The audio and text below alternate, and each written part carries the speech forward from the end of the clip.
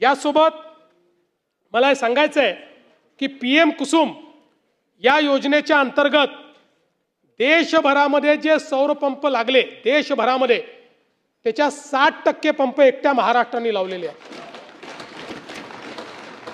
आणि आपण जर बघितलं आकडा का महत्त्वाचा आहे तर आपण साधारण सौर पंप लावण्याची सुरुवात ही 2015 साली केली होती आणि त्यावेळेस इतक्या योजनाही नव्हत्या, पण 15 ते 23 अशा या 8 वर्षामध्ये आपण 1,89,000 पंप लावले आणि जानेवारी 24 ते जून 25 एवढा 1 वर्ष 2 महिन्याच्या कालावधीमध्ये 3 महिन्याच्या कालावधीमध्ये आपण 3,86,000 पंप या ठिकाणी लावले। आता मोठ्या प्रमाणात हे जे काही पंप लागलेले आहेत यामुळे 23 लाख एकर जमीन ही ओलिताखाली आलेली आहे आणि आता पुन्हा या पंपांना आपण गती दिली आहे। याच्यामध्ये थोडा एक लॅग तयार झाला होता कारण आपण ADB सोबत एक करार केलेला आहे। ADB ने आपल्याला अट टाकली होती की 1 लाख पंप संपल्यावरच दुसऱ्या 1 लाखाचं टेंडर काढावं, पण आता त्यातनी आपण सूट घेतलेली आहे। त्यामुळे आता हा लॅग दूर होईल आणि डिसेंबरपर्यंत सगळे पंप जे आहेत हे आपण या ठिकाणी लावू शकू अशा प्रकारची आपल्याला अपेक्षा आहे।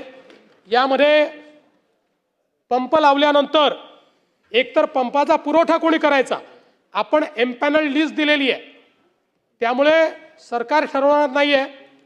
एमपॅनल लिस्ट प्रमाणे जो कोणी शेतकरी आहे त्यांनीच ठरवायचं कुठला पंप कोणाचा पंप घ्यायचा आहे।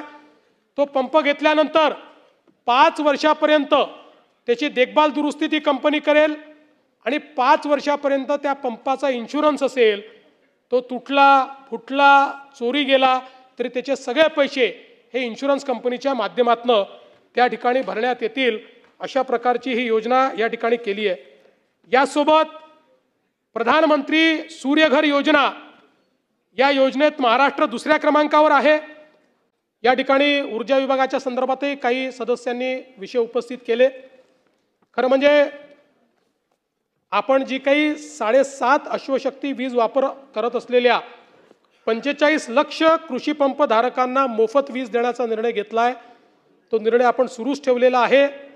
आणि मला आपल्या निदर्शनास आणून द्यायचं आहे की हा जो काही आपल्याला आपण ही जी मोफत वीज देतोय याच्या पोटी मागच्या वर्षी वितरित अनुदान आहे 18,892 कोटी रुपये, म्हणजे शेतकऱ्यांना 18,892 कोटी रुपये हे आपण या ठिकाणी यातनं दिलेले आहेत।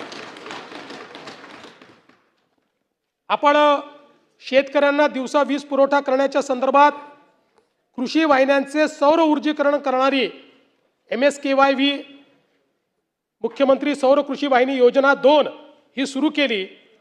ही योजना जगातली सगळ्यात मोठी डिस्ट्रीब्युटेड सोलर एनर्जीची योजना आहे। कृषी क्षेत्राची ऊर्जेची मागणी 16,000 मेगावॅट आहे।